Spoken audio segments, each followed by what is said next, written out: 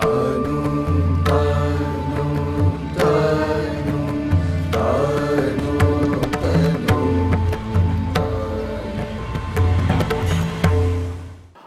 నమస్కారం. SBR talks channel స్వాగతం. మిత్రులారా, ప్రపంచం పరిణామ క్రమాన్ని బట్టి కెరీర్ ఆప్షన్స్ కూడా మారుతుంటాయి. సో అనేక రకాల రెవల్యూషన్స్ వచ్చాయి ప్రపంచంలో. నేను మాట్లాడుతున్న టెక్నాలజికల్ రెవల్యూషన్ గురించి, సోషల్ రెవల్యూషన్స్ గురించి, పొలిటికల్ రెవల్యూషన్స్ గురించి కాదు. సో మిషన్ కనుక్కున్నప్పుడు ఒక రెవల్యూషన్ వచ్చింది, ఎలక్ట్రిసిటీ కనుక్కున్న ఒక రెవల్యూషన్ వచ్చింది, కంప్యూటర్ కనుక్కున్న తర్వాత ఒక రెవల్యూషన్ వచ్చింది. ప్రస్తుతం దాన్నే చాలామంది 4.0 జనరేషన్ అంటున్నారు, లేకపోతే 4.0 టెక్నాలజీస్ అంటున్నారు. ఆర్టిఫిషియల్ ఇంటెలిజెన్స్ కూడా ద్వారా మరొక కొత్త యుగంలోకి ప్రవేశిస్తున్నామనేది చాలామంది నిపుణులు చెప్తున్నారు. కాబట్టి పేరెంట్స్, స్టూడెంట్స్ తమ ఉపాధి మార్గాల గురించి, కెరీర్ ఆపర్చునిటీస్ గురించి పునర్వివరించుకోవాల్సిన అవసరం ఉందనేది కూడా చాలామంది ఇండస్ట్రీ ఎక్స్పర్ట్స్ యొక్క మాట. ఒకసారి ఆర్టిఫిషియల్ ఇంటెలిజెన్స్ మీద జాబులు ఉంటాయా పోతే అనే విషయాన్ని దాటి అసలు ఆర్టిఫిషియల్ ఇంటెలిజెన్స్ యొక్క ప్రభావాన్ని ఎట్లా అంచనా వేసుకోవచ్చు, దానికి అనుగుణంగా రాబోయే 20 సంవత్సరాల 30 సంవత్సరాల మార్పులు ఎలా ఉండబోతున్నాయి, ఆ నేపథ్యంలో మన పిల్లల కెరీర్ను ఎట్లా ప్లాన్ చేసుకునేటువంటి విషయం గురించి ప్రపంచ టెక్నాలజీ రంగంలోని మార్పులను అత్యంత నిశ్చితంగా గమనిస్తున్నటువంటి కేసీ గారితో మాట్లాడదాం. కేసీ గారి గురించి చాలామంది తెలిసినటువంటిది, హైదరాబాద్లోని గొప్ప మ్యాథ్స్ ఫ్యాకల్టీ ఒకరు, నానో ఫౌండర్. నానో ఒక కార్పొరేట్కి ఆల్టర్నేట్గా ఒక అద్భుతమైనటువంటి కోచింగ్ విద్య, ముఖ్యంగా జేఈ రంగంలో ఇచ్చేటువంటి సంస్థలో పయనీర్, అనేక మందికి స్ఫూర్తి ప్రదాత ఉన్నటువంటి సంస్థ. సో వారితో మాట్లాడి ఏ యొక్క ఎఫెక్ట్ మీద మనం కెరీర్ ఆప్షన్స్ మీద మనం ఆలోచించుకుందాం. నమస్తే సార్. నమస్తే సార్. మన గతంలో కూడా ఒక వీడియో చేసాం, ఏ ఎఫెక్ట్, చాలామందికి రీచ్ అయింది అది. సరే, ఇప్పుడు చాలా వరకు మీడియాలో, యూట్యూబ్లో ఏంటంటే ఏఐ వల్ల ఉద్యోగాలు ఉంటాయా, సాఫ్ట్వేర్ పెరుగుతాయి, ఇంతవరకు డిస్కషన్ వస్తుంది. బహుశా ఈ సాఫ్ట్వేర్ ఉద్యోగాలు ఉంటాయపోతానికంటే చాలా లోతైనటువంటి మార్పులు ప్రపంచం జరిగే అవకాశం ఉందని నా వ్యక్తిగతమైన భావన ఏఐ వల్ల. సో స్థూలంగా విద్య, ఉపాధి, మనిషి యొక్క ఇండివిజువల్ లైఫ్ స్టైల్, కంఫర్ట్స్, ఇట్లాంటి మార్పు జరగబోతుంది ఏఐ వల్ల. ఇది ఇంటెలిజెన్స్ అనేది మల్టిపుల్ ఇంటెలిజెన్స్ అని హోవర్డ్ గార్డ్నర్ మనకి చెప్పారు. అంటే intelligence is not only one single thing, 6 types of intelligence ఉంటాయన్నారు. దాని తర్వాత ఫర్దర్ క్లాసిఫై చేశారు. దాంట్లో ఎమోషనల్ ఇంటెలిజెన్స్ ఒకటి ప్రధానంగా. ఇనీషియల్ ఇయర్స్లో ఈ ఏఐ అనేది ఈ ఎమోషనల్ ఇంటెలిజెన్స్ని ఇమిటేట్ చేయలేదు అనుకున్నారు. కానీ కంప్యూటర్ విజన్ వచ్చిన తర్వాత అది హ్యూమన్ ఫేస్ రీడింగ్ చేస్తూ ఎమోషన్స్ని కూడా పసిగొట్టగలుగుతుంది. అంటే ఫేస్ ఇమేజెస్ బట్టి మనిషి బాధలో ఉన్నాడా లేదంటే ఆనందంగా ఉన్నాడా, ఈ ఎమోషన్స్ అన్నిటినీ కూడా now machines are able to read. So all 6 intelligence are intelligently covered by AI. Okay.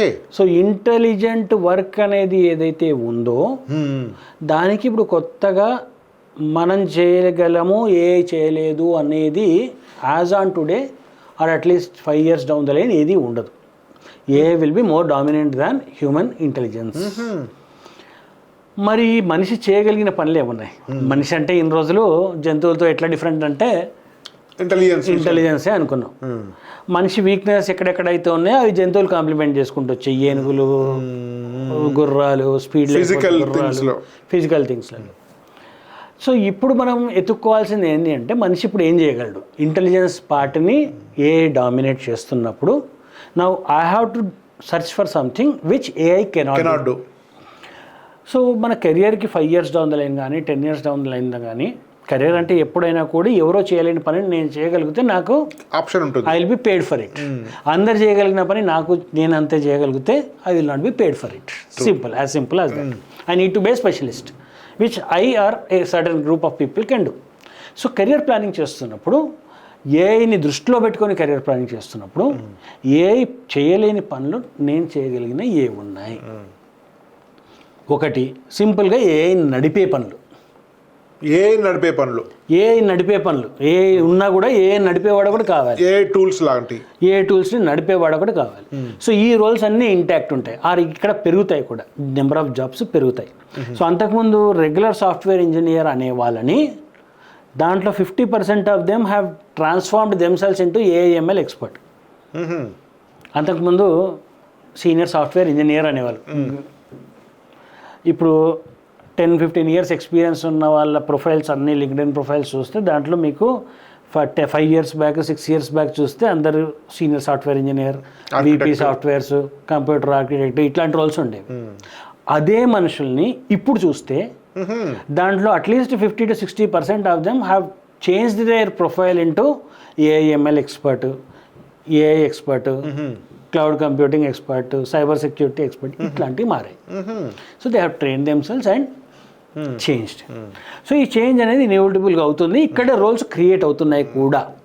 ఏఎంఎల్ని నడిపే వాళ్ళలో దీన్ని డిజైన్ చేసే రోల్స్ ఇవి చాలా ఇమ్మెన్స్గా పెరుగుతున్నాయి. లాస్ట్ ఇయర్ ఎగ్జాంపుల్ డేటా తీసుకుంటే ఎన్ని ఉద్యోగాలు సాఫ్ట్వేర్ ఇంజనీరింగ్లో తగ్గాయో దానికన్నా 3 times మోర్ ఏఎంఎల్లో పెరిగాయి. So requirement of computer science engineering students in AML field is 3 times more than the decline in software jobs. So ఇది ఇంటాక్ట్గా ఉంటుంది, దీంట్లో ఏమి తేడా ఉండదు. బట్ రెగ్యులర్ మోనోటానస్గా జరిగే పనులు చాలా కూడా రీప్లేస్ చేయొచ్చు. ఫర్ ఎగ్జాంపుల్ ఆటోనమస్ కార్లు వస్తే డ్రైవర్ల పనులు తగ్గుతాయి. ఆటోనమస్గా కుకింగ్ క్యాపబిలిటీ ఉన్న ఓవెన్లు వస్తే వంట వాళ్ళ పని తగ్గుతుంది. ఇట్లా మినియల్ జాబ్స్ ఏవైతే ఉన్నాయో this most of them can be replaced. What can't be replaced అంటే ఎక్కడైతే ఇంటర్ పర్సనల్ స్కిల్ అవసరం ఉంటుందో, మ్యాన్ టు మ్యాన్, నేను మెషిన్ చెప్తే వినను, నేను మ్యాన్ చెప్తేనే వింటాను, అక్కడ మాత్రం no humanoid or no computer can replace. చాలా వాల్యుబుల్ పోస్ట్ అవుతాయి బహుశా వీటికంటే. అది చాలా వాల్యుబుల్ అవుతుంది. టెక్నికల్ ఇంతకుముందు టెక్నోక్రాట్స్ కంటే మ్యాన్ టు మ్యాన్ కాంటాక్ట్లో అవసరం ఉంటే దగ్గర చాలా ప్రిషియస్ అవుతుందేమో అది. ఆ ఇంటర్పర్సనల్ స్కిల్స్ ఉన్న వ్యక్తులకి కెరీర్ ఆప్షన్స్ ఎక్కడా పోవు. సో ఇంటర్పర్సనల్ స్కిల్స్ పెంచుకోవడం అనేది నెక్స్ట్ జనరేషన్ స్టూడెంట్స్ గుర్తుపెట్టుకోవాల్సిన విషయం. ఒక రకంగా హోలిస్టిక్ ఎడ్యుకేషన్ వైపే మళ్ళీ రావాల్సి వస్తుంది. ఎందుకంటే ఇంటర్పర్సనల్ స్కిల్స్ చాలా ఇంపార్టెంట్ అవుతాయి. ఎస్పెషల్లీ ఈ జనరేషన్ పిల్లలకి ఏమవుతుందంటే they are addicted to devices most of them. వాడు మాట్లాడాలన్నా అమ్మతో నాన్నతోటో వాడు వాట్సాప్లో మెసేజ్ పెడుతున్నాడు కానీ డైరెక్ట్గా పోయి మాట్లాడలేకపోతున్నాడు. అంటే దే ఆర్ ఎప్పుడైతే ఇంటర్పర్సనల్ స్కిల్స్కి ఎక్కువ రోల్ ఉందో ఆ టైంలో వీళ్ళు ఇంటర్పర్సనల్ స్కిల్స్కి దూరం అవుతున్నారు. సో ఇప్పుడు చాలా గొప్పగా పేమెంట్ తీసుకునేవాడు ఎవడు ఉంటాడు next 5-10 years down the line అంటే ఎక్స్ట్రాడినరీ ఇంటర్పర్సనల్ స్కిల్స్ ఉన్నవాళ్ళు, మనుషులతో మాట్లాడగలిగిన వాళ్ళు, కనెక్ట్ చేసేవాళ్ళు, కళ్ళల్లో కళ్ళు పెట్టి చూసి మాట్లాడేవాళ్ళు, కళ్ళల్లో కళ్ళు పెట్టి అర్థం చేసుకోగలిగిన వాళ్ళు. ఎందుకంటే ఇన్ని రోజులు సోషల్ మీడియాలో అర్థం చేసుకుంటున్నాడు వీడు. ఇప్పుడున్న జెన్జీ పిల్లలు వాడికి సోషల్ మీడియానే ప్రపంచం అయిపోతుంది. డైరెక్ట్గా ఫేస్ చేసి మాట్లాడలేకపోతున్నారు. సో ఇది స్కేర్సిటీ లాగా అవుతుంది. ఇది తప్పించి మిగతా అన్ని పనులు చేయగలుగుతుంది. సో అక్కడ ఒక డెప్త్ క్రియేట్ అవుతుంది. That is wear most of the highly paid jobs lies. So humanness ఎక్కడైతే ఎసెన్స్ ఆఫ్ హ్యూమన్ బీయింగ్ ఏది ఉంటుందో, మీరు రియల్ మనిషి యొక్క ఒరిజినల్గా ఉండే అది చాలా వాల్యుబుల్ అవుతుంది. చాలా వాల్యుబుల్. ఇప్పుడు ఒక టెక్నికల్గా చేసేటువంటి పని ఇప్పటిదాకా ఎట్టుందంటే ఒక సాఫ్ట్వేరో మరొకరో ఒక టెక్నోక్రాట్కి చాలా గౌరవం ఉంది. రియల్ హ్యూమన్నెస్ ఉన్న దానికి పెద్దగా రిగార్డ్ లేదు, డబ్బుల విషయంలో కానీ సమాజం దృష్టిలో కానీ.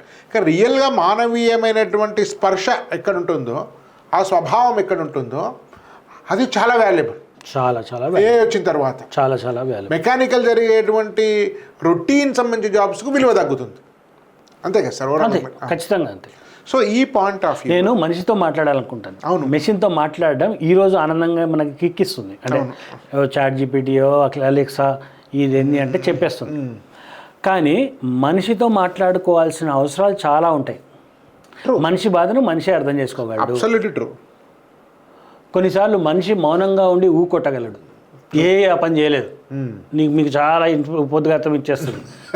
అరే నేను కష్టంలో ఉన్నారా, నన్ను గర్ల్ ఫ్రెండ్ వదిలేసింది, భార్య వదిలేసింది, మా అమ్మ తిడుతుంది అమ్మ తిడుతుంది అంటే అమ్మ తిట్టకుండా ఉండాలంటే ఏం చేయాలి అని ఒక 10 పాయింట్లు చెప్తుంది.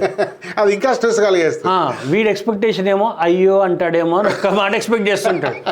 సో ఆ interpersonal skills they are being lost. Gen Z కిడ్స్లోనూ ఉండట్లేదు, టెక్నాలజీ జీవితంలో అర్థం చేసుకోలేదు, ఎమోషన్స్ని అర్థం చేసుకుంటుంది కానీ ఈ human interpersonal skills, human touch ఉండట్లేదు, హ్యూమన్ ఎమోషన్ అది జనరేషన్ టు జనరేషన్ డిపెండెంట్. ఇప్పుడు నేను ఎక్స్పెక్ట్ చేస్తున్నాను అనేది నా జనరేషన్, నా సరౌండింగ్స్లో పెరిగిన వాళ్ళకే అర్థమవుతుంది.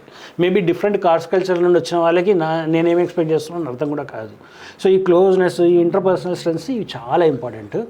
That is where AI will fail. ఎమోషన్ను ఇంటెలిజెంట్గా అర్థం చేసుకుంటుంది, ఎమోషన్ను ఎమోషనల్ అర్థం చేసుకుంటుంది. సో యాక్చువల్లీ సార్, ఈ నేపథ్యంలో ఒక స్టూడెంట్ ఇంటర్మీడియట్ అయిపోయిన వాళ్ళు రాబోయే 10, 20, 30 ఏళ్ళల్లో ఏఐ ప్రభావాన్ని అంచనా వేస్తూ గతం కంటే కెరీర్ ఆప్షన్స్లో భిన్నంగా చూజ్ చేసుకోవాల్సిన అవసరం ఏమైనా ఉందా? ఖచ్చితంగా ఉంది. ఇక్కడ అంటే ఇప్పుడు కొన్ని అడ్వాన్సెస్ అవుతున్నాయి, అలాగే కొన్ని పతనం కూడా అవుతున్నాయి. గ్లోబలైజేషన్ ఈ కరెంట్ వరల్డ్ చూస్తే 20 years బ్యాక్ కన్నా ఇప్పుడు చాలా అడ్వాన్సెస్మెంట్స్ ఉన్నాయి. 20 years కన్నా ఇప్పుడు పతనమైనవి ఏమన్నా ఉన్నాయి అని అంటే దాని మీద ఫోకస్ నెక్స్ట్ 20 years ఉండబోతుంది. సో మనం చూడాల్సింది ఏంటంటే లాస్ట్ 20 yearsలో ఏమేమి పతనమయ్యాయి. వాల్యూ సిస్టమ్స్ కొన్ని పతనమయ్యాయి, హెల్త్ లైఫ్ స్టైల్ హ్యాబిట్స్ కొన్ని పతనమయ్యాయి, మనుషులకి మధ్యలో ఉండే రిలేషన్స్ పతనమయ్యాయి, ఫ్యామిలీ వాల్యూస్ పతనమయ్యాయి, అడ్జస్ట్మెంట్ పతనమయ్యాయి. సో ఇవన్నీ నెక్స్ట్ 20 yearsలో ఏదైతే క్యాచ్ కాబోతుంది అని అంటే this is what people will start focusing back on. ఇప్పుడు మీరు చూస్తే జిమ్ల సంఖ్య పెరిగింది, జిమ్లకు వెళ్ళే వాళ్ళ సంఖ్య పెరిగింది, హెల్తీ ఫుడ్ మీద వచ్చే రీల్స్ పెరిగాయి, హెల్తీ ఫుడ్ కంటెంట్ పెరిగింది. 20 సంవత్సరాల ముందు ఇది అవసరం రాలేదు. ఇంట్లో తిన్న మనం భోజనంలోనే ఆరోగ్యం ఉండేది. మధ్యలో కర్రీ పాయింట్లు వచ్చాయి, బర్గర్ పాయింట్లు వచ్చాయి, పిజ్జా పాయింట్లు వచ్చాయి, అవన్నీ కొనుక్కోవడానికి డబ్బులు వచ్చాయి, దాంతో ఆరోగ్యం దొబ్బింది. సో ఇప్పుడు ఫోకస్ అంతా ఎక్కడ పడుతుంది, మళ్ళీ హెల్త్ మీదకి టర్న్ అవుతుంది, వెల్నెస్ మీదకి. ఇన్ని రోజులు మనకి భారతదేశంలో గొప్పగా చెప్పుకున్నాం, మనకి సైకియాట్రిస్టులు, మెంటల్ వెల్నెస్ ఎక్స్పర్ట్లు అవసరం లేదు అని. ఇప్పుడు అవసరం పడుతున్నారు. ఇప్పుడు ఎక్కడ అవసరం పడుతున్నారు, ముంబై లాంటి మెట్రోలలో, హైదరాబాద్లో ఇప్పుడు లాస్ట్ 1-2 years నుండి బాగా పెరుగుతుంది, కాస్మోపాలిటన్లో, హై ఎలిట్ సొసైటీలలో అవసరం పడుతుంది. ఇంకో 2-3 సంవత్సరాలలో ప్రతి హౌస్ హోల్డ్కి అవసరం పడుతుంది. సో ఇటువంటి ఏరియాస్లలో లాస్ట్ 20 yearsలో పతనమైన ఏవైతే ఉన్నాయో వాటన్నిటిని మళ్ళీ రీబూస్ట్ చేసుకోవాల్సిన అవసరం ఉంటుంది. నెక్స్ట్ 20 years వాటి మీదనే ఫోకస్ ఉంటుంది. స్పెసిఫిక్లాకి వెళ్ళాలి అని అంటే సాఫ్ట్వేర్ సంబంధించి గ్లామర్ యొక్క ప్రభావం కొంత తగ్గి ఇప్పటిదాకా గ్లామర్ లేనటువంటి ఇదే రిలేషన్ నేను మళ్ళీ మీకు ప్యూర్ కోర్ కెరియర్లోకి తీసుకొస్తాను. కోర్ కెరియర్ లాస్ట్ 20 years మీరు కనుక అబ్జర్వ్ చేస్తే లాస్ట్ 20 yearsలో మెకానికల్ ఇంజనీర్లు కూడా సాఫ్ట్వేర్ వైపు మొగ్గారు, ఎలక్ట్రికల్ ఇంజనీర్లు కూడా సాఫ్ట్వేర్ వైపు మొగ్గారు. ప్రతి ఇంజనీరు కొద్దిగా బుర్రున్న వాళ్ళందరూ కూడా సాఫ్ట్వేర్ వైపు వెళ్ళిపోయారు. Huge drift has happen towards software. All sciences సాఫ్ట్వేర్కి లీడ్ అయినాయి. దానివల్ల ఏమైంది, ఇక్కడ డెర్త్ క్రియేట్ అయింది. ఒక మంచి మెకానికల్ ఇంజనీర్ చాలా బుర్రున్నాడు, జేఈ టాపరు, మెకానికల్ ఇంజనీరింగ్ ఫీల్డ్లో ఉన్నాడు అంటే లేడు. JE topper electrical engineering core ఇంజిన్లో ఉన్నాడా అంటే లేడు. సో ఇక్కడ రీసెర్చ్లో ఇంకా స్కోప్ ఉంది. లైఫ్ సైన్సెస్లో చాలా స్కోప్ ఉంది. We need experts in these areas. Last 20 years ఆ డబ్బులు, ఆ ఇన్ఫ్లేషన్ వల్ల చాలా డ్రిఫ్ట్ అటువైపు జరిగినప్పుడు ఇక్కడ అగాధం ఏర్పడింది. ఓకే, సో ఇక్కడ ఇంకా రీసెర్చ్కి స్కోప్ ఉంది. దీన్ని అద్భుతంగా ఎన్కాష్ చేసుకోవచ్చు. ఇంకా కొంచెం చెప్తే మీ వెల్నెస్గా వెల్నెస్కు చాలా స్కోప్ ఉంది కాబట్టి లైఫ్ సైన్సెస్ కూడా బహుశా చాలా గౌరవం రాబోతుంది. ఖచ్చితంగా డెఫినెట్గా agriculture, life science, horticulture, Ayurveda, yoga, ఇవన్నీ నేచురోపతి అన్నిటికీ రాబోతుంది. Psychologist and core branches mechanical, electrical, వీటన్నిటికి కూడా ఇప్పటిదాకా రివర్స్ కంప్లీట్. నెక్స్ట్ 20 ఏళ్ళు ఇప్పటిదాకా చూసిన దానికి రివర్స్ కాదు, ఇక్కడ ఈ ఉన్న వ్యాక్యూమ్ని రీఫిల్ చేసుకోవాల్సిన పరిస్థితి ఏర్పడింది. బట్ చాలా consolidation, society is going through a consolidation phase and adjustment to new technologies ఈ ఫేజ్లో ఉంది ఇప్పుడు. సో ఇక్కడ కనుక వ్యాక్యూమ్స్ని, ఆ ఆపర్చునిటీస్ని అర్థం చేసుకోగలిగిన వాళ్ళు they will thrive for next 20 years. Last question sir, ఈ నేపథ్యంలో సార్ మనం బ్రాడర్గా చాలా మాట్లాడాము. సాఫ్ట్వేర్ రంగం వరకు ఒకదాన్ని ఆలోచిస్తే ఇంటర్మీడియట్ అయిపోయి ఒక బీటెక్ కంప్యూటర్ సైన్స్ వెళ్ళాలనుకుని ఎన్ని చెప్పినా మళ్ళీ సాఫ్ట్వేర్కి వెళ్తుంటారు మేజర్గా. ఈ వింటారు, చాలా బాగా వింటారు, కానీ చేసేది మళ్ళీ అది తెలుగు రాష్ట్రాల్లో అయితే. సాఫ్ట్వేర్ వెళ్ళవలసిన వాళ్ళకు మీరు చెప్పే సలహా ఏంటి? నేను చెప్పే సలహా ఏంటంటే క్యాపబిలిటీస్ చూసుకోండి. సాఫ్ట్వేర్ వెళ్తున్నప్పుడు 2 రకాల ఉద్యోగాలు ఉంటాయి. ఒకటేమో core engineering part of software. ఇంకో రకమైన ఉద్యోగాలు కోడింగ్ ఉద్యోగాలు, మీరు అనేది కోడింగ్ ఉద్యోగాలు, కోడ్ చేసేవాళ్ళు, కోడింగ్ని అర్థం చేసుకోగలిగిన వాళ్ళు, అల్గారిథమిక్ డేటా స్ట్రక్చర్స్లో వర్క్ చేసేవాళ్ళు, వీళ్ళు ఒక పార్ట్. రెండో పార్ట్ ఏంటంటే data entry, sophisticated data entry. Sophisticated non core software engineering related jobs చాలా ఉంటాయి. అవే 70-80% ఉంటాయి. సో ఇప్పుడు మన క్యాప్జెమినీలో, ఇన్వోసిస్లో 80-90% చేసేవాళ్ళు నాన్ కోడింగ్ ఇట్లాంటి జాబ్సే. ఇవన్నీ కూడా ఆటోమేషన్ వల్ల, ఏఎంఎల్ వల్ల రెడ్యూస్ అయ్యే పరిస్థితి చాలా ఉంది డెఫినెట్గా జాబ్స్. సో మీరు సాఫ్ట్వేర్ ఇంజనీరే తీసుకోవాలనుకుంటే దాంట్లో చాలా స్పెషలైజ్డ్ చేసుకొని లోతుగా వెళ్ళడానికి ట్రై చేయండి. ఈ పెరిఫెరల్గా క్రియేట్ అయిన జాబ్స్ ఏవైతే ఉన్నాయో వాటిని నమ్ముకుంటే మాత్రం కెరియర్ డైసీగా ఉంటుంది. లోతైన అవగాహన తెచ్చుకొని ఎక్స్పర్ట్ లాగా సాఫ్ట్వేర్ ఇంజనీర్కి అసలు డోకా లేదు, రాదర్ దే విల్ ఫ్లరిష్. కానీ ఈ పైన 3 lakh జాబ్స్, 5 lakh జాబ్స్ కొద్ది తగ్గుతుంది, చాలా. సో చివరిగా సార్, ఇప్పుడు ఏ పెరుగుతున్న నేపథ్యంలో సిఎస్సి కోర్ కంప్యూటర్ సైన్స్ కంటే కొంత మంచి కాలేజెస్లో, అవి ప్రైవేట్ యూనివర్సిటీస్లో మంచి కావచ్చు, లేకుంటే ఈ మధ్య స్కిల్ డెవలప్మెంట్ సంబంధించిన నెక్స్ట్ వేవ్, స్కాలర్, న్యూట్ ఇట్లాంటి కొన్ని కొత్త రకం కూడా వచ్చినాయి. నార్మల్ రెగ్యులర్ కాలేజీలో, కన్వెన్షనల్ కాలేజీలో కంప్యూటర్ సైన్స్ చేయడం కంటే కాస్త అడ్వాన్స్డ్ కరికులంతో అడ్వాన్స్ లెర్నింగ్ ఉండే మోడర్న్ కాలేజీలు కానీ, లేకుండా మంచి ప్రీమియం మణిపాలో అట్లాంటి వాటిలో బిట్స్ పిలాంటి వస్తే ఎవరు వదిలిపెట్టరు అనుకున్నది. కాబట్టి ఇట్లాంటి మణిపాలో, విఐటీల్లో, లేకుంటే ఈ స్కాలర్, న్యూటన్, నెక్స్ట్ వేవ్ లాంటి వాటిలో ఏఎంఎల్కి చేరడం బెటరా, లేదా కన్వెన్షనల్లో సిఎస్సి చేయడం బెటరా? Final question. కన్వెన్షనల్ సిఎస్సికి, కన్వెన్షనల్ ఏఎంఎల్ కోర్సులకి పెద్ద డిఫరెన్స్ ఏం లేదండి. ఓకే, ఒక 2-3 సబ్జెక్టులు యాడ్ అవుతాయి. బేసిక్గా పిల్లోడు అర్థం చేసుకోవాల్సింది problem solving ability. Problem solving ability స్ట్రాంగ్గా ఉన్న పిల్లలకి, మ్యాథమెటికల్ బేస్ స్ట్రాంగ్గా ఉన్న పిల్లలకి computational thinking automatically will be strongest. దానికోసం కొత్తగా వీడు ప్రయాసపడాల్సింది ఏం లేదు. ఎవరైతే పిల్లలకి మ్యాథమెటికల్ థింకింగ్ చాలా వీక్ ఉంటుందో వాళ్ళకి కంప్యూటేషనల్ థింకింగ్ కూడా అంతే వీక్ ఉంటుంది. So mathematical thinking, computational thinking ఈ రెండు ఆల్మోస్ట్ ప్రపోర్షనల్. ఇంజనీరింగ్లో 5 సంవత్సరాల తర్వాత కానీ 10 సంవత్సరాల తర్వాత కానీ కోర్ సాఫ్ట్వేర్ ఇంజనీరింగ్లో నీకు ఏం కావాలి అంటే కంప్యూటేషనల్ థింకింగ్ కావాలి. అంతేగాని నీకు పైథాన్ వచ్చిందా, ఆర్ వచ్చిందా, సాస్ తెలుసా, ఇది తెలుసా ఎవడు అడిగాడు. అవన్నీ కూడా 3 నెలలు కూర్చుంటే వచ్చేస్తాయి, అంత కూడా టైం అవసరం పడదు. కానీ కంప్యూటేషనల్ థింకింగ్ పద్ధతిగా రావాలంటే సంవత్సరాలు పడుతుంది. ఓకే, ఒక స్టేజ్లో సంవత్సరాలలో కూడా నేర్చుకోలేము. కనుక పిల్లోడు ఇప్పుడు ఫోకస్ చేయాల్సింది ఏంటంటే డిగ్రీ ఏదైనా కానీ నీకు కంప్యూటేషనల్ థింకింగ్ స్ట్రాంగ్ అయ్యేటట్టు చేసుకో. ప్రాబ్లమ్ సాల్వింగ్, అల్గారిథమ్స్ రూట్స్కి వెళ్ళు, అల్గారిథమ్స్ ఎట్లా క్రియేట్ చేయబడ్డాయో నేర్చుకో. అల్గారిథమ్స్ని కేవలం వాడడమే కాదు, అవి ఎట్లా క్రియేట్ చేయబడ్డాయి, దాని వెనకాల ఉన్న థాట్ ప్రాసెస్ ఏంటి, అలానే ఎందుకు ఆలోచించారు, అది కనుక ఈ 4 ఏళ్లలో చేయగలిగితే ఏ టెక్నాలజీ మారినా, ఏది మారినా నీకు డోకా ఉండదు. రూట్స్ లెవెల్లో లెర్నింగ్ ఉండాలి. So computational thinking and basics are most essential. అవి సాలిడ్గా నేర్చుకుంటే ఈ పైన నేను జావా ఎక్స్పర్ట్ని, నేను సి ఎక్స్పర్ట్ని, నేను సి షార్ప్ ఎక్స్పర్ట్ని, .NET ఎక్స్పర్ట్ని ఎందుకు పనికిరాలి. Thank you very much sir, చాలా చాలా ప్రయోజనకర విషయాలు చెప్పారు. అందుకే వీడియోలు రెగ్యులర్ చూస్తూ ఉండండి. ఛానల్ సబ్స్క్రైబ్ చేయండి, లైక్ చేయండి.